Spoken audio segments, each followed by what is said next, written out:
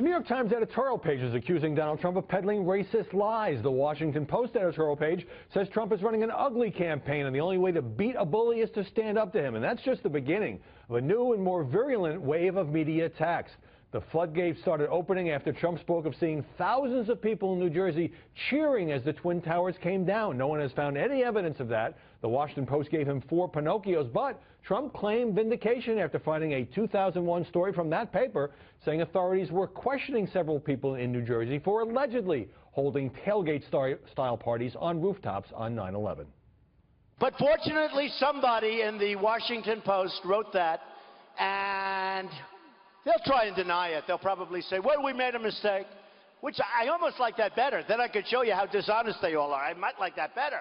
Let them say that. But they'll find some reason to deny it. They'll call it a typo. Joining us now to examine the impact of the media assault on Trump, Matt Lewis, senior contributor at the Daily Caller and a columnist for The Week.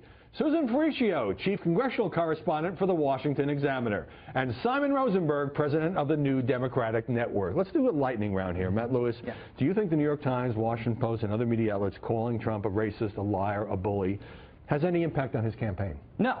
I think they're right. I think they're allowed to do it. It's an editorial. It's not straight reporting. No question about that. And I think he is lying. But I don't think it matters, because I think that it actually maybe helps Trump. So, the people who support Trump think the media, it's a backlash against political correctness and liberal media. This plays right into his hands, actually. Simon Rosenberg, Matt stole my next question to you, which is, can there be a backlash against this sort of language on the media's part, and can that actually end up helping Trump?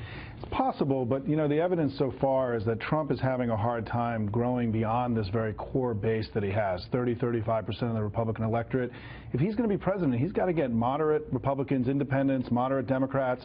And you look at the head-to-head polling with Hillary Clinton right now, and he's doing the worst of all the major Republican candidates. So there is evidence that it may be working to fire up his troops, but it's not working with the broader electorate that he needs to win the election. Susan Ferricchio, let me read for you a couple of tweets that were put up. We put it up on the screen by Noah Shachtman. He's the executive editor of the Daily Beast. One says, let's get real. If you are renting in a Trump building or playing a round of golf at a Trump resort, you are supporting racism and neo-fascism.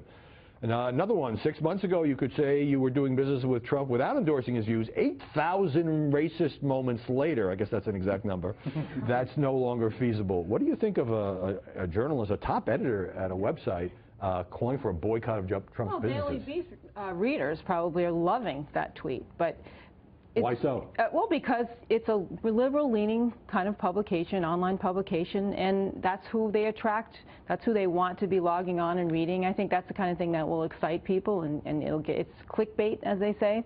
But, it's really migrating from journalism into activism. And so you have to question, he's running the Daily Beast, and now he's calling on us, going after people who are just staying at a Trump motel. That's activism. That's not journalism. Sure smells like activism to me. John Avlon, the editor-in-chief of the Daily Beast, says that all of his staffers are entitled to their own opinion on social media, but this guy is obviously a top editor. And Avlon says, who actually worked for Rudy Giuliani in the past, core part of our mission is to stand up to bullies, bigots, and hypocrites. So he's not a Trump fan either. All right.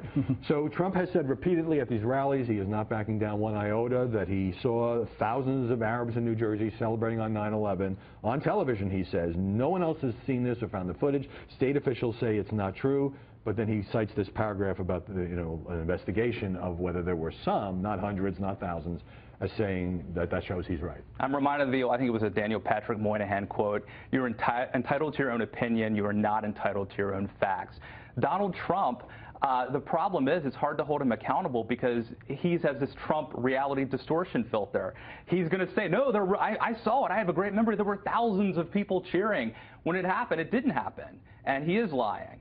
And I think that it is a responsibility of the media to hold politicians accountable, even if they are Republican or conservative politicians, and even if liberal bias does exist, which I think it does. Simon, what kept this story alive is that this piece in the Washington Post, 2001, which, by the way, didn't say the reporter had seen any of this, just that authorities were investigating. They later said they found nothing to this tailgate party allegation is by Serge Kovaleski, then at the Washington Post, now at the New York Times. He suffers from a congenital condition which limits the use of his arms. He's a great guy and a great reporter. Trump has now been going after him, saying he's grandstanding on this and he's taking back the story. And at a rally, and you've all seen this footage, it appeared to many people that Trump was mocking Kovaleski's disability. Yeah, listen, we've discussed on air here that Donald Trump knows what he's doing, and he's pretty talented when it comes to playing the media game. I think this has been a huge mistake that he's made in the last week. He's kept this story alive.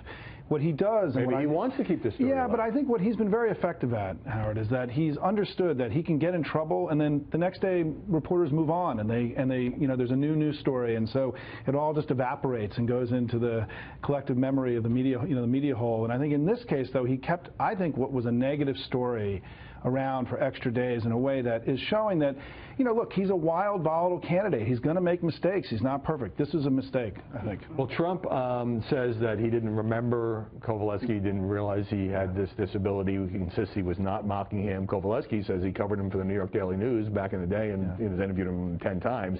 And by the way, it doesn't seem to me that Kovaleski actually is backing off the story. He didn't report that he had seen this. He reported that authorities were investigating.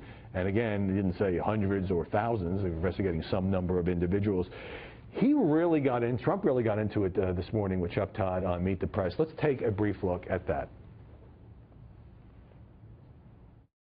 This didn't happen in New Jersey. There were plenty of reports, and you're feeding a stereotype. Chuck, it did happen in New Jersey. I have hundreds of people that agree with me. You're running for president of the United States. Your words matter. Truthfulness matters.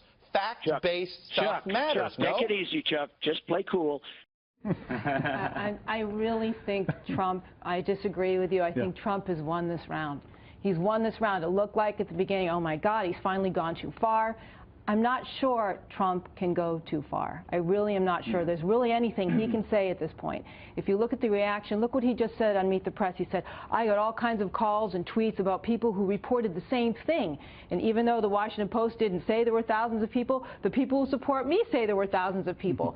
So he's winning. You can hear telling Chuck Todd to play it cool because Chuck Todd is getting so emotional trying to get Trump to, trying to get him on this, but he couldn't. Well, Trump says he wants an apology from the New York Times. That's right. He turns it right back on them, punches back twice as hard, and it works. It works for Trump. Well, so do you agree that he, in pure television terms, if he's telling Chuck calm down and he wins the exchange, or is Chuck Todd doing what journalists should do and trying to pin him down on the facts here? I think both. I think Chuck Todd's doing the right thing. I think it probably doesn't hurt Trump because the problem is I think our culture has changed. I mean, I don't, it used to be, especially if you were a conservative, a family values conservative, that mocking somebody with a physical deformity would be seen as beneath the dignity of somebody running for president, inhumane, certainly not compassionate. I don't know that our culture cares that much about things like that anymore, and that is the indictment. What about Trump? And Bill O'Reilly chided him on this, retweeting what turned out to be bogus crime statistics about racial murders, black versus black, black on white, white on black.